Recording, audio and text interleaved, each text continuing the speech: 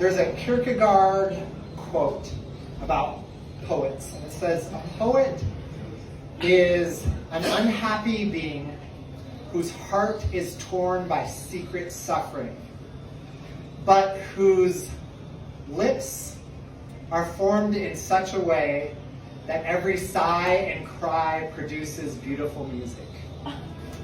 Pretty good, right? And I almost memorized it. I might have not said it totally right, but I was thinking there's something inside of us. Everybody that gets up here is expressing some amount of pain, even through the jokes, even through the storytelling.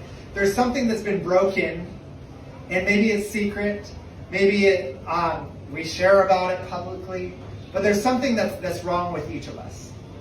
And yet there's a step of courage that it takes to get up on this stage and to share a little bit about that suffering, about that pain, about that brokenness with a bunch of strangers. And sometimes it's things that we couldn't even tell to our best friends or our family members. And yet spoken word gives us the opportunity to reach deep inside our hearts and share something. And it's amazing to see how beautiful that is when I see these people in the room perform. But I was thinking, there's a story I want to tell about America in the 1960s. This is during the Civil Rights Movement. And during that time, there was segregation.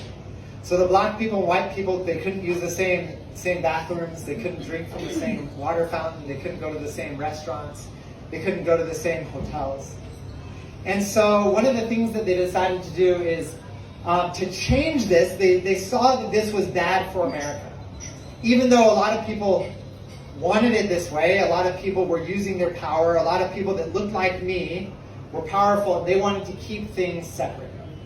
And yet the federal government in the South said, no, we're going to integrate the schools. So what they would do is they would take kids from one area of town, and they would bus them to a different part of town and send the black kids to the white schools and the white kids to the black schools. And at one of these schools in Atlanta, there was a white school, and there was a little girl named Ruby Bridges. And she was 6 years old. And when the white parents at this school found out that she was coming, they refused to let their sons and daughters go to this school. In fact, they showed up and protested. They threw things at this little girl. They cussed her out. They cursed her. They tried to attack her. It was so bad that they tried to call in the police. But the state and city police wouldn't come and help this little girl get to class. And so they had to call in the federal guards, the federal marshals, to come and escort this little girl to school every day. And so there was a man named Robert Coles, and he was a psychologist from Harvard. Very educated, well-to-do, from the upper class. And he decided that one of his research topics was going to be how people deal with stress, especially the poor, the disenfranchised. So he decided he wanted to interview this little girl on how she dealt with stress. And he had gone to all these, his specialty was talking to children.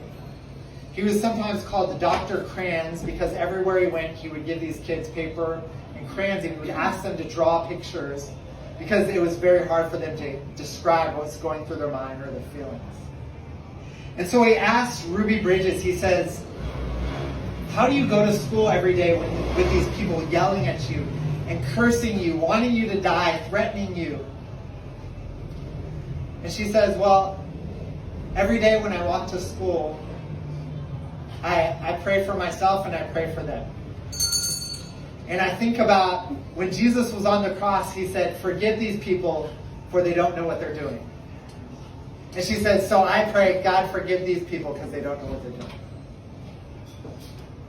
And as I was reading the story about Ruby Bridges, I was inspired because this little 6-year-old girl was able to do something that maybe no one else could do. There's something about us as we get older that we get less brave, we get more fearful. We get less forgiving, we want to fight back, we want revenge. And yet it takes somebody like Ruby to shine in the darkness, to forgive the enemies that curse her and hate her and want her dead. And I think there's something about each person in this room.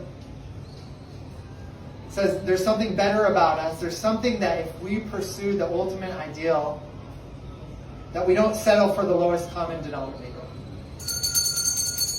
but we go and we seek to love and forgive those that are hurting us.